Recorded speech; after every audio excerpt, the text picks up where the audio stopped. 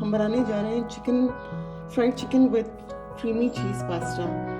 इसमें जो इंग्रेडिएंट्स डलेंगी वो है 1 tablespoon ginger garlic paste, 1 tablespoon black pepper और थोड़ा सा पेपरिका पाउडर,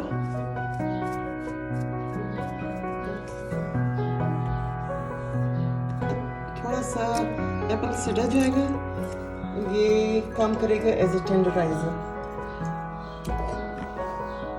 हम इसको अच्छी तरीके से मिक्स कर लेते हैं और इसमें थोड़ा सा नमक जाएगा, अभी थोड़ा सा अंडा इसमें जाएगा। हम इसको अच्छे से मिक्स करेंगे और इसको रखेंगे। इन द मीन टाइम हमारा पैन जो है उसमें ऑलिव ऑयल हम लोगों ने डाला हुआ है और फिर इस चिकन को हम लोग फ्राई करेंगे, शैलो फ्राई करेंगे, डीप फ्राई नहीं। अभी ये चिकन चला गया है, इसमें करते हैं हम इसको फ्राई।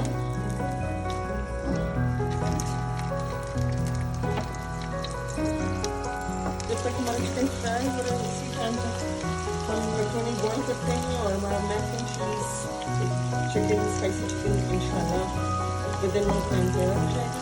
हमारा चिकन फ्राई हो चुका है। इन द मीन टाइम उसी के मसाले में हम अभी 1 टेबलस्पून कॉर्नफ्लावर मिलाएंगे और इसको अच्छे से हम फ्राई करेंगे, इसका थिक पेस्ट बनेगा। अब हम लोग चीज़ डालेंगे और उसको जल्दी जल्दी विस्क करेंगे।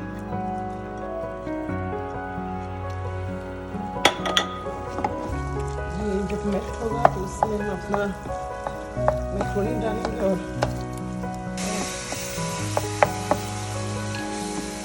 इसमें पहले हम लोगों ने दूध ऐड किया था। अभी दूध के बाद जब ये अच्छे से मेल्ट हो गया तो इसमें कोकोनट मिल्क ऐड करेंगे थोड़ा फ्लेवर देने के लिए और साथ में कुछ ब्लैक पेपर डालेंगे और थोड़ा सा सॉल्ट